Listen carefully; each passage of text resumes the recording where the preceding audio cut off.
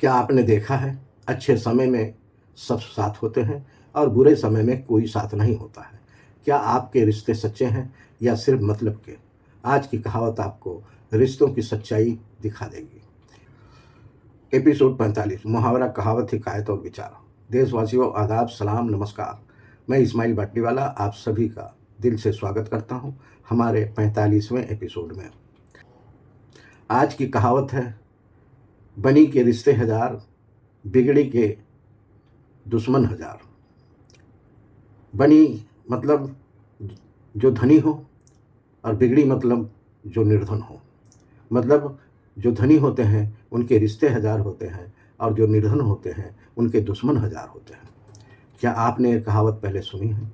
सोचिए ज़रा, क्या आपके आसपास के लोग हर हाल में आपके साथ हैं?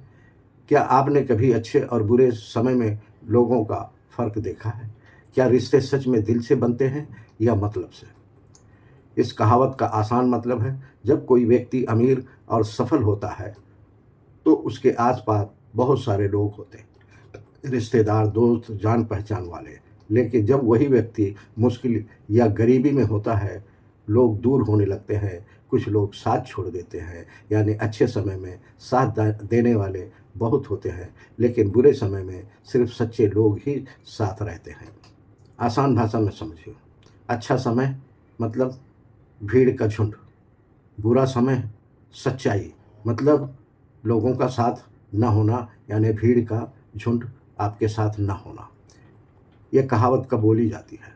जब लोग सिर्फ मतलब से साथ हों, जब मुश्किल समय में असली चेहरे सामने आ जाए, जब रिश्तों की सच्चाई समझनी हो। रोज़मर्रा की ज़िंदगी के उदाहरण। अमीर व्यक्ति के बहुत सारे दोस्त होना चाहते हैं। उदाहरण नंबर 2, मुसीबत में लोगों का साथ छोड़ देते हैं। उदाहरण नंबर 3, सिर्फ फ़ायदे के लिए लोग रिश्ते बनाना चाहते हैं। छोटी सी हिकायत। एक व्यक्ति बहुत अमीर था, उसके आसपास बहुत लोग रहते थे, लेकिन जब उसका बुरा समय आया, धीरे धीरे सभी दूर हो गए। अंत में सिर्फ वही लोग साथ रहे जो सच्चे थे। रिश्ते की असली पहचान बुरे समय में होती है। सच्चे रिश्ते की कदर करें, मतलब के रिश्तों से बचें, हर हाल में अपने लोगों का साथ दें, क्योंकि समय बदलता है लेकिन सच्चे रिश्ते हमेशा साथ रहते हैं।